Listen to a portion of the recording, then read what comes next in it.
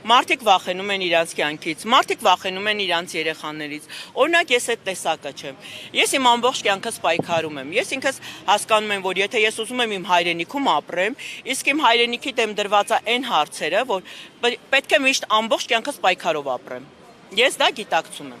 Մարդիկ կան, որ վախենում են, ես չեմ կարա։ Ամեն մարդ մի բնավորության տեր է, մի գաղափարի տեր է։ Դուք լուսաբանում եք, ձեր լուսաբանող ժուրնալիստների մեջ էլ կան մարդիկ, որ այն ամենավատ բաները չեն լուսաբանում, որտեվ իրանց հետևից կգնան եւ փաստերը ցույց ա տվել, որ շատ ժուրնալիստների հետևներից էլ են գնացել, բռնել են։ Էդի տեսել ենք, էդի բոլորս տեղյակ ենք, ապրում ենք փոքր պետությունում, մեկը բերան հասնելու է տեղ։ Ու նենց չի որ չեն գնում։ Արդեն խանութների վրա հարձակումներ ա եղել, ես իմ լսածով նաև գիտեմ, որ խանութների վրա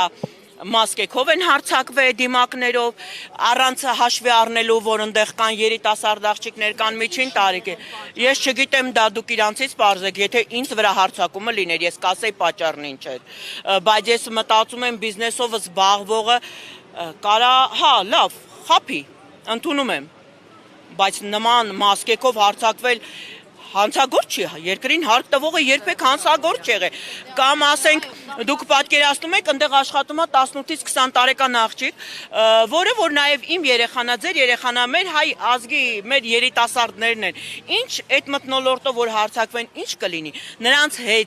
հետագայում ինչ կլինի, ինչ հիվանդություններ ձեռք կբերեն, դուք այդ ամեն ինչը արվում է, որ ժողովուրդը լսի եւ վախենա։ Հիմա դուք հասկացաք, ինչի է վախենում, մարդը իրան չնը։ Ես չգիտեմ, հայրենիք կորցնելու։ Հիմա մարդ կա ռիսկով գնում է պայքարում է սահմանին, մարդ էլ կա ասենք օրինակի տանում են, ինքը փախնում է, հետ է գալի, ինչպես նաև ես կարամ ասեմ, մեր կառավարության բոլոր անդամները ոչ մեկ պատերազմին 44 օրյա չմասնակցեցին, ոչ մեկի զավակները չմասնակցեցին, այնտեղ մասնակցեցին մեր զավակները, 44 օրյա պատերազմը երբ որ մեկնարկվեց, սկսվեց ավելի ճիշտ, ժողովուրդը միահամուռ հրաժարվեցին Թուրքիա մեկնելուց։ Միջև այսօր չեմ ասել, բայց հիմա ես պարտավորվածություն եմ զգում, որ ասեմ։ Հրաժարվեցին Թուրքիա մեկնելուց, ապրանք ներմուծելուց, երբ որ լսեցինք, որ Թուրքիան աջակցում է Ադրբեջանին։ Անցավ 7 կամ 8 կամ 10 օր։ Այդ օրերը այնպիսի ծանր օրեր էին, բոլորիս համար, ազգի համար, որ ես չեմ կարող հստակ օրեր ասեմ։ Ու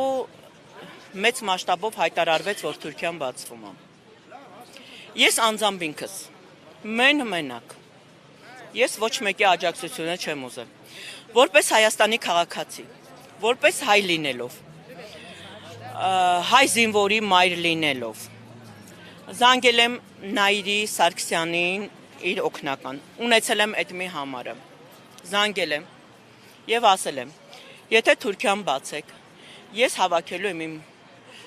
շրջապատի որդեկորույս մայրերով կամ միտինգի։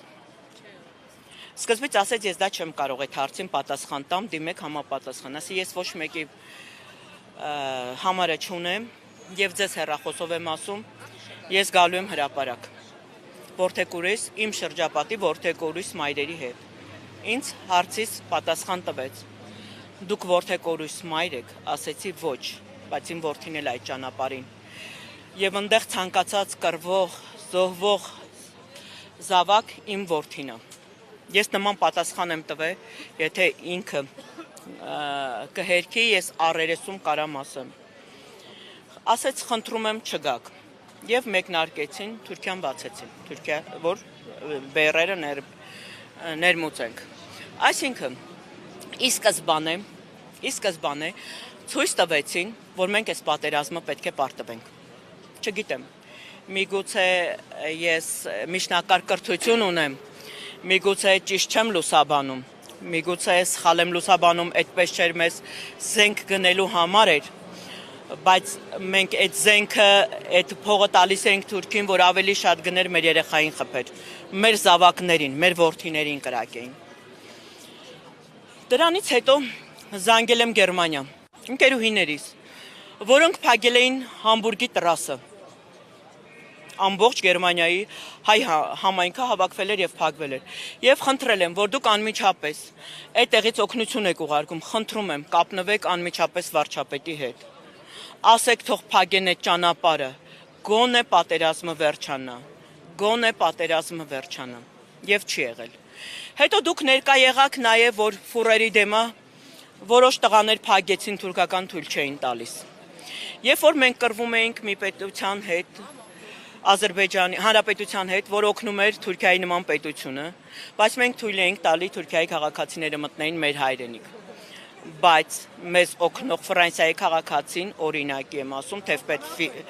հոգեպես էր նա օգնում, չէր մտնում, չէ, Ադրբեջան, թույլ չէին տալիս, չէ, խիստ էին այդ հարցերում։ Ուրեմն սիրելիներս, ինչ սպասենք, բայց ես պատրաստ եմ միջև կյանքիս վերջ պայքարել, որպեսզի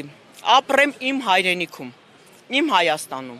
Ես մտածում եմ ավելավա 100 հոգի հեռանա, քան 3 միլիոնը։ Որովհետև որ եթե ես գնամ որպես հայ բնակվեմ օտար երկրներում, անկախ ամեն ինչից, ինձ հայրենիք է պետք, որպեսզի օրերից մի օր գամ եւ ջերմությունը զգամ։ Անհայրենիք մարդը ոչ մեկին պետք չի, ուզում է արքայության մեջ ապրի։ Ես այդպես եմ մտածում, միգուցե սխալ եմ մտածում, բայց իմ գաղափարը դա է, դրա համար ես պայքարող առաջի խմբի մեջ եմ։ Ես ուղղակի պահանջողներից մեկն եմ, որ վարչապետը կամ հրաժարվի, քանի որ ինքը 7 տարի նույն դասանում է մնացել, չի փոխադրվի, ինձ թվում է, որ միանգամից 8 փոխադրվի, դա արդեն երևում է, էլի, որտեվ ինքը միանգամից հիմա 8 է փոխադրվել, ու երևում է, որ մեզ ուզում է թալանի, ուզում է սննկացնի, որ գիտեք ինչ օրի է ուզում հասցնի, որ մենք հացը տեսնենք, հացը կա, բայց չկարողանանք առնել ուտել, գնել ուտել։ Ինքը այդ դրան է ուզում հասցնի։ Այս մարդիկ բոլորը 99%-ը ունեն վարկեր։ Ու իրանց վարկերի հետ մեկտեղ առաջինը վճարում են հարկերը, նոր վարկերը։ Այս բոլոր քաղաքացիները մտածում են այս պետության մասին։ Ի սկզբանե ես ձեզ բացատրեմ իրանց սխալ օրենքը, որ դուք մեջը չեք, ձեզ հասանելի չի։ Մեր սահմանի վրա մաքսազերծման ընթացքում մեզնից հարկում են 20% NDS-ը, բայց 20% NDS-ը ամբողջ աշխարհում վաճառքից հետո է հարկվում, բայց քանի որ մեր երկրում, ես դա ընդունում եմ, ճիշտ է, քանի որ մեր երկրում բոլորը զբաղվում են բիզնեսով, կառավարել չի լինի, մեծամասշտաբա մանր ու միջին բիզնեսը, իրանք հարկում են սահմանում։ Ուրեմն եթե հարկում եք դուք սահմանում, ուրեմն ազատ թողեք այս ժողովուրդը ապրեն, վաստակեն իրանց օրվա հացը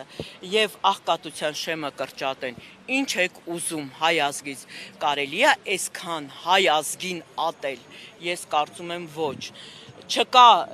անգամ եթե չեմ էլ ուզում դրանց, մեր թշնամիներին էլ եթե բերեք, իրանց մեջ մեր հայերին սիրող կա։ Իրանց մեջ շատերը կան, որ մեզ սիրում են։ Չի կարելի մի ազգի այս տեսակ ատել ու նստել այդ ազգին թալանել։